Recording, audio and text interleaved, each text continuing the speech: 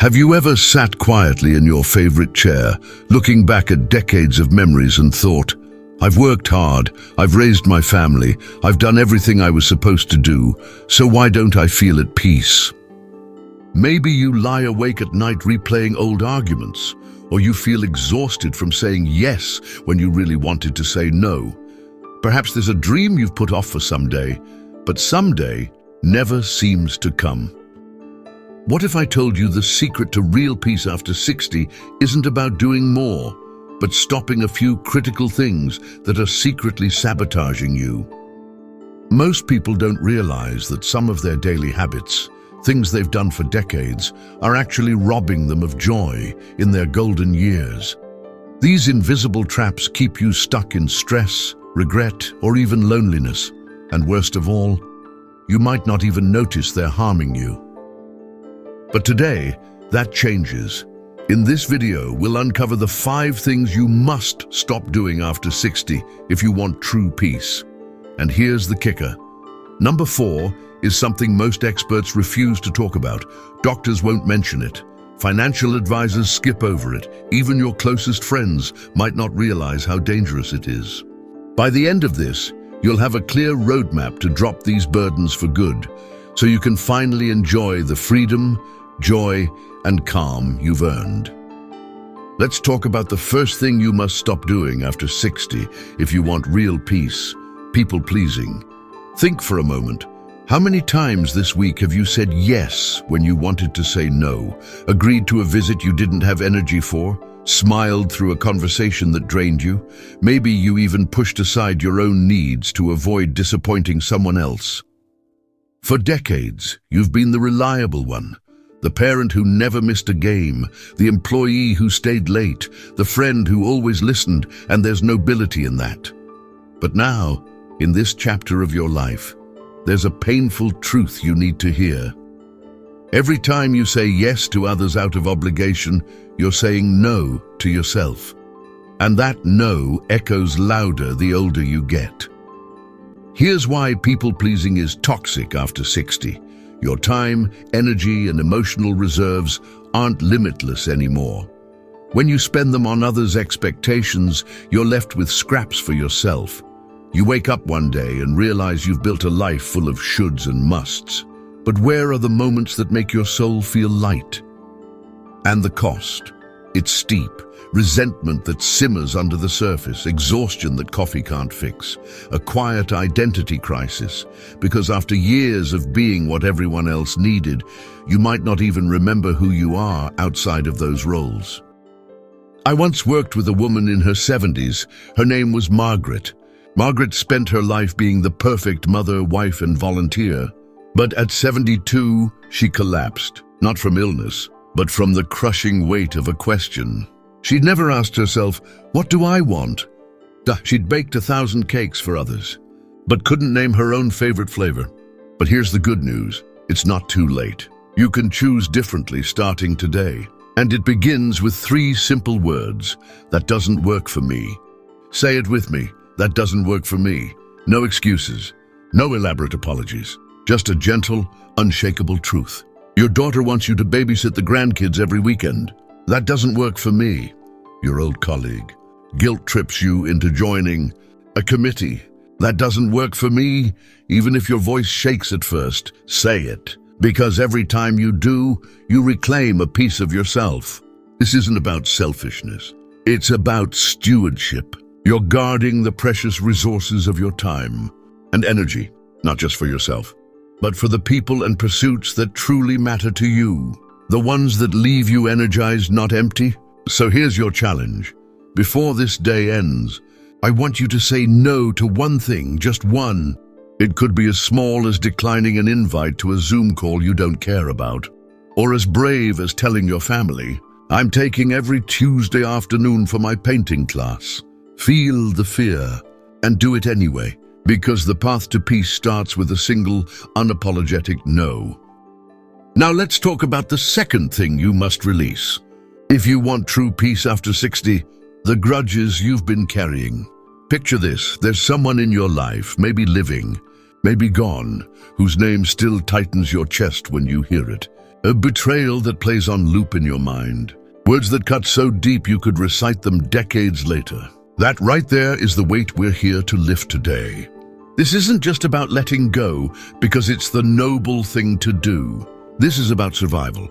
Studies show that holding on to anger after 60 spikes cortisol levels, which means chronic stress, higher blood pressure, and even memory problems. It fragments your sleep, leaving you exhausted even after a full night in bed. Your body wasn't built to harbor decades-old storms. Imagine your resentment as a suitcase full of bricks. You've dragged it through airports, onto buses, into your retirement home. It's scratched your knees and strained your back. And the tragic irony? The person who hurt you isn't carrying it. You are. Let me tell you about Eleanor. At 67, she hadn't spoken to her sister in 12 years over an inheritance dispute. She doesn't deserve my forgiveness, Eleanor told me. But her body told another story. Migraines, insomnia, a resting heart rate that alarmed her doctor. Then, one night, she dreamt of her sister as a child, holding out a broken doll they'd fought over, and woke up sobbing. Eleanor wrote a letter that day. Not an apology, not an excuse, just 3 lines. I miss you, I'm tired of being angry. Can we talk? When they met, something miraculous happened. Within weeks, Eleanor's blood pressure dropped to normal. She slept through the night for the first time in years. The migraines, gone. Was her sister worthy of forgiveness? Maybe not. But Eleanor was worthy of peace. Now I know what you might be thinking, but you don't know what they did. You're right, I don't. This isn't about absolving them, it's about freeing yourself. Here's how to start. When did the unsent letter?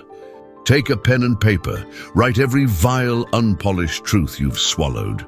Call them every name you've held back. Then burn it. Watch the smoke rise. That's the energy you're reclaiming. Do. The 5-minute rule.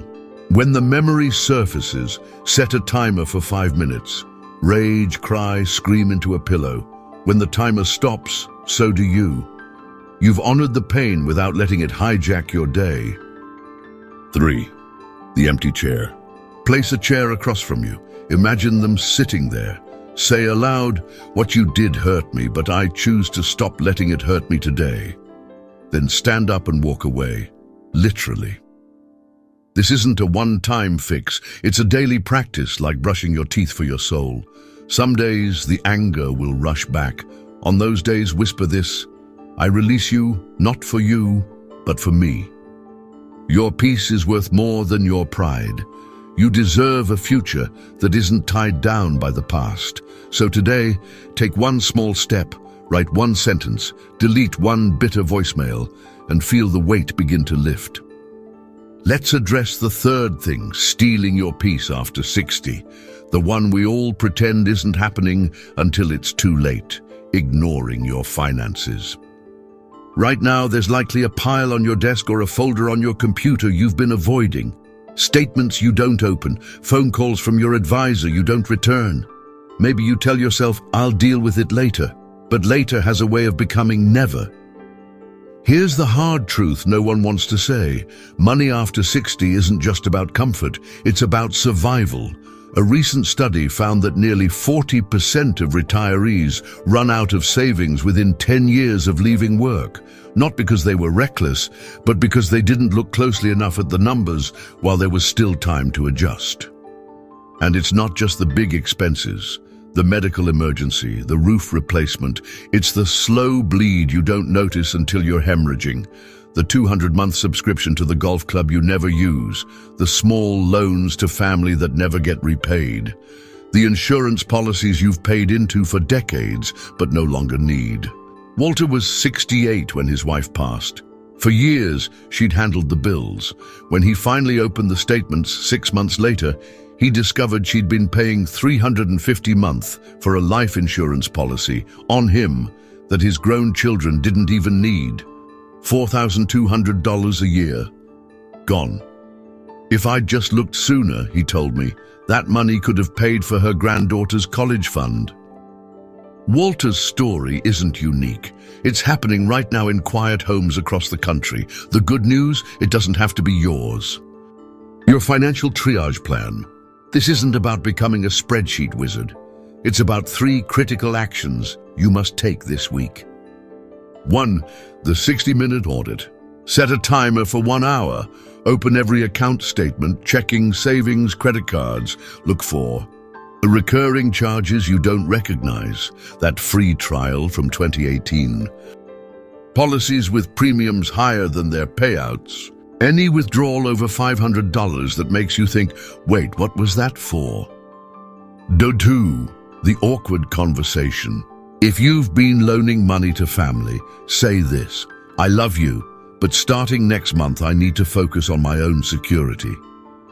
If they protest, remember, your retirement isn't their emergency fund. 3. The one phone call. Book a meeting with a fiduciary financial advisor. They're legally required to act in your best interest. Ask them one question. If I live to 90, where will my money run out first? Then listen. The liberation of facing it. I know this feels overwhelming. That's why we avoid it. But imagine this. The moment after you finally open those statements, make those calls, and realize you're going to be okay. That relief, that's what peace feels like. Your future self is begging you to do this. Not tomorrow, today. Because the price of ignorance isn't just dollars, it's sleepless nights, strained relationships, and the terrifying what-ifs that haunt you at 3 a.m. Take that first step. Open one envelope, make one call. I promise you'll sleep deeper tonight than you have in years. We've arrived at the 4th thing destroying your peace after 60, the one even doctors hesitate to mention. It's not your heart, not your blood sugar, not your joints. It's something far simpler and far more dangerous. Right now, as you listen to my voice, your body might be sending you signals you don't even recognize. A slight headache you blame on stress. Fatigue you attribute to aging. Brain fog you chalk up to senior moments. But what if I told you these aren't inevitable signs of getting older? They're desperate cries for help from a body that's slowly drying out. Chronic dehydration is the health crisis hiding in plain sight for older adults. After 60, your thirst signals weaken by up to 40%. What feels like not being thirsty is actually your body forgetting to ask for what it desperately needs. And the consequences, they're catastrophic. A 2023 Johns Hopkins study found that 75% of seniors admitted for confusion or unexplained fatigue were severely dehydrated. Their symptoms mirrored early dementia, reversed within hours of receiving IV fluids. Nurses whisper about it in break rooms. Half these hospitalizations could be been avoided with a glass of water. Your body has become a master of deception. That afternoon slump. Dehydration slows cerebral blood flow. Stiff knees? Cartilage is 80% water. Even your mood plummets, research shows. Mild dehydration increases anxiety symptoms by 30%. And the cruelest twist? By the time you feel thirsty, you're already dangerously behind. A close friend of mine named Ingrid worked geriatrics for 42 years. And here's what she told me. Families will spend thousands on memory supplements, but won't check if mom's had 4 glasses of water today. I've seen patients regain full cognitive function just by drinking what they should have had all along. You won't hear this from most doctors because it's not profitable advice. But these strategies work. 1. The 2-glass morning miracle. Before coffee, before pills, drink 2 full glasses of room temperature water. Your overnight dehydration is worse than a hangover. This resets your system. 2. The water before rule. Every time you sit down to eat, to watch TV, to read, make it a ritual. Water first. Not sips, a full glass. Tie hydration to existing habits. 3. The salt secret. A pinch of high-quality salt, Himalayan or Celtic, in your water boosts absorption. Most seniors are low on electrolytes. This helps your cells actually use what you drink. 4. The color test. Check your urine not for frequency but color. Pale lemons are perfect, darker than apple juice. You're in crisis mode. Within days of proper hydration, patients report sharper focus, easier movement, even reduced joint pain. One 71-year-old told me his arthritis meds started working again. Turns out they just needed water to be effective. This isn't wellness advice. This is survival. Your brain, your heart, your very cells are begging for what they've been denied. The solution isn't expensive. It isn't complicated, but it is urgent. Start today. Not because it's easy, but because you deserve to feel alive in this chapter of your life, not just endure it. We've come to the final thing stealing your peace after 60. The most heartbreaking of all. It's not what you're doing wrong, it's what you're not doing at all. Because somewhere in your heart lives a dream you've been saving for someday. That cruise you'll book when you lose 20 pounds. The painting class you'll take once things calm down. The estranged sibling you'll call when the time feels right. But here's the truth no one tells you. Someday is a thief, and it's already stolen years you'll never get back.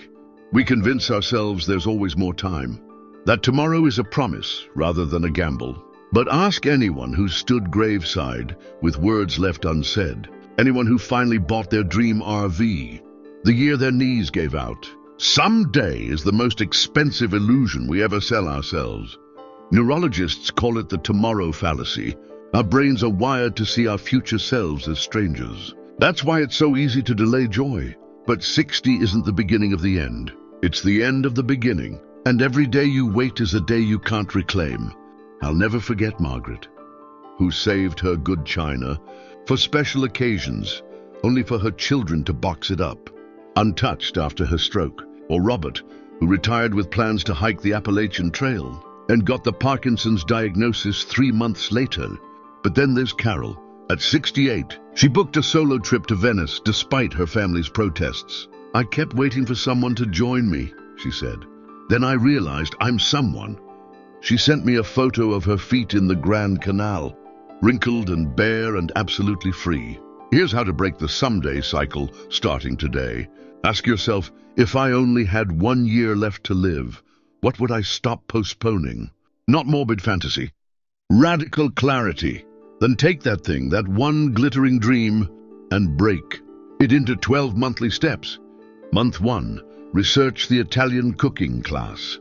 Month 3, email your old friend with no agenda. Month 6, book the deposit for that Alaskan cruise.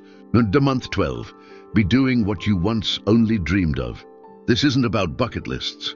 It's about finally understanding that later is the most dangerous word in the English language. That the perfect time doesn't exist, only now does. So here's my challenge to you. Before this day ends, do one small thing your future self will thank you for. Dig out the novel draft. Call the travel agent. Text your brother, remember when, with no follow-up. Let this be the year someday becomes today. Because the tragedy isn't getting old. It's getting old while your dreams stay forever young. 5 truths. 5 silent thieves. 5 chances to reclaim what's yours. We began this journey talking about peace. Not the passive kind that comes from avoiding life, but the fierce kind you earn by facing what holds you back, people-pleasing, old grudges, financial denial, hidden dehydration, and that most poisonous lie of all, someday. Right now, you stand at a crossroads you visited before, but may not have recognized. One path looks familiar, putting others first. Swallowing anger, ignoring bills, pushing through fatigue. Waiting for the right time, it feels safe, but we both know where it leads. The other path. It requires courage today for freedom tomorrow. Saying no so your yes matters. Releasing old pain so new joy can enter. Opening statements instead of hiding from them. Drinking water like your life depends on it, because it does. And that dream you've cradled in your heart? It starts with one deposit, one phone call, one why not now. Don't try to change everything at once. Start here. Day 1, use your 3-word armor. That doesn't work for me, with one request. Day 2, write 1 sentence of forgiveness, then burn or bury it. Day 3, open 1 financial statement you've avoided. Day 4, drink 2 morning glasses of water before anything else. Day 5, take 1 step toward your someday dream. This isn't about perfection, it's about progression. 5 days to prove to yourself that change is possible. That peace isn't a destination, it's what happens when you stop carrying what no longer serves you. If this resonated with you, do 2 things for me. First, share it with one person who needs to hear it. Maybe the friend who's always complaining but never changing. Second, hit subscribe, not for me, but for you. Because this is just the beginning. Your next chapter starts today. The pen is in your hand. So tell me, which of these will you change first? Let's take this journey together.